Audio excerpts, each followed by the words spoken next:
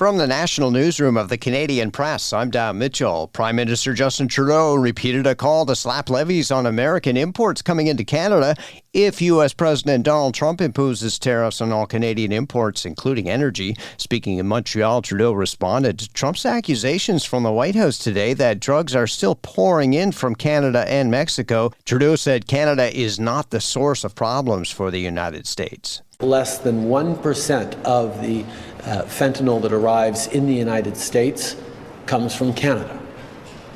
But we know that even that 1% or less than 1% should be reduced, which is why we've invested $1.3 billion in strengthening our border capacity. Canada's plan is to target billions of dollars worth of American goods with retaliatory tariffs. Ottawa says it will protect 3.5% more of Canada's marine area by supporting Inuit-led conservation initiatives. The federal government has committed to put $270 million into an initiative creating jobs and conservation projects in a majority Inuit territory. The conservation plan is expected to protect 17% of the country's oceans with a goal of conserving 30% of the oceans by 2030. Crown Indigenous Relations Minister Gary Anand-Sagari formally apologized on behalf of the federal government for its role in Arctic relocations that started 91 years ago.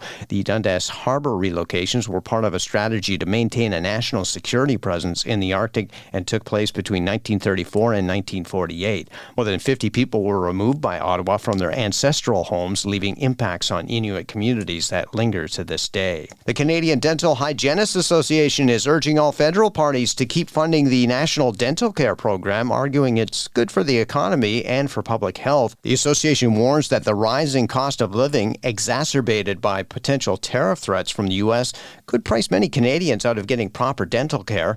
Health Minister Mark Holland says 1.5 million people have received care under the program, launched initially for seniors in December 2023. And U.S. President Donald Trump met with UK Prime Minister Keir Starmer today at the White House, with the war in Ukraine the key topic.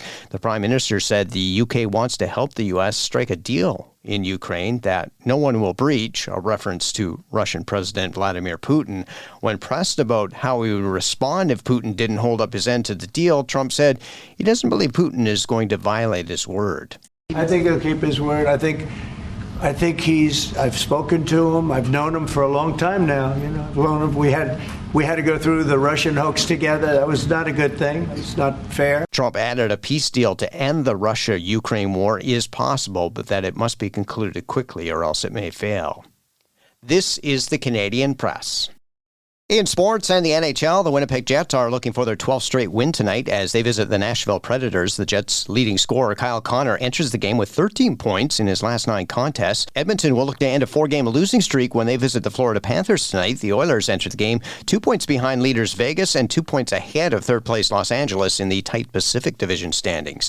Elsewhere, Calgary is at Tampa Bay, Montreal hosts San Jose, and Vancouver visits Anaheim. Canadian tennis star Felix Auger-Aliassime is a step closer to his third ATP Tour title of the season. Auger-Aliassime advanced to the semifinals of the Dubai Tennis Championships with a 3-set win over Croatia's Marin Cilic. The 24-year-old from Montreal will next face France's Quentin Halys, who he defeated in the first round of last week's Qatar Open. And Jake Knapp has joined the PGA Tour's Sub-60 Club. The 99th ranked player in golf's current world rankings shot a bogey-free 59 in the opening round of the Cognizant Classic in Palm Beach Gardens, Florida. From the Canadian Press, I'm Don Mitchell. Thanks for listening. Don't forget to follow and subscribe. For more of today's top stories, visit thecanadianpressnews.ca.